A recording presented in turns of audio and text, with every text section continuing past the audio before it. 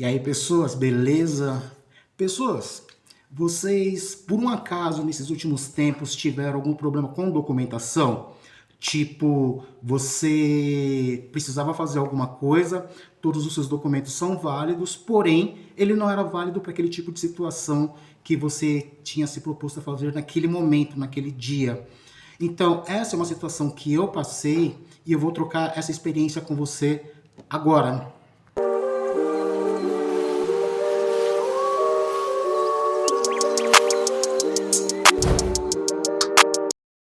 E aí, pessoas, salve quebrada, beleza? Tudo de bom para vocês também? Pessoas, é o seguinte, a gente tem 1 milhão de documentos, certo? Tem horas que, tipo assim, mesmo sem querer, as pessoas acabam pegando seus dados, descobrindo coisas que deveriam ser restritas, mas tá tudo aí na rede, né? Para qualquer um ver, pesquisar e olhar. E olha só o que aconteceu comigo essa semana. Eu tava assim, a gente lá em casa, na casa dos meus pais, tá em processo de inventário, né? Meu pai faleceu tem 2 anos, quase três, e a minha mãe resolveu fazer nesse momento um inventário lá para estar partilhando lá os bens lá do meu pai comigo e com a minha irmã. E aí foram pedidas algumas relações de documentos, tal, né? E a maioria deles a gente já tem, né? Já tem de toda a vida, que é, no caso, a certidão de nascimento, RG, CPF, essas coisas são o que eles pedem, né? Como eu não sou casado no papel e também não tenho documentação de união estável, então nesse caso não entra nem minha mulher nem minha filha, né? Minha filha já é minha herdeira natural, ok? Então, só que num desses documentos pediram a certidão de nascimento, e a certidão de nascimento, ela é um documento eterno, ou seja, de quando você nasceu até quando você for morrer, aquele documento continua sendo válido. Porém, para fazer alguns tipos de procedimento, eles pedem uma atualização daquele documento. Porém, esse documento ele só é atualizado quando há alguma mudança no seu estado civil, por exemplo, certo? Ou para algumas pessoas aí que usam nome social, essas coisas. Caso contrário, esse documento é um documento válido, né? Desde o momento que você nasceu até quando você faleceu.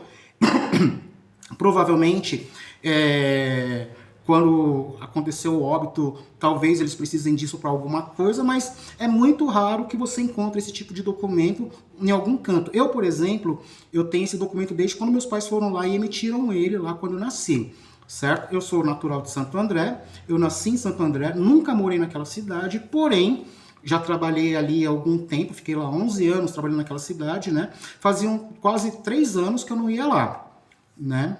Porém, eu tive que ir lá para poder fazer o levantamento desse documento, que eu já tenho, que ele é válido, porque as pessoas querem um documento atualizado. Ou seja, eu tive que pagar 70 pau para os caras só incluírem um CPF naquela bosta daquele documento.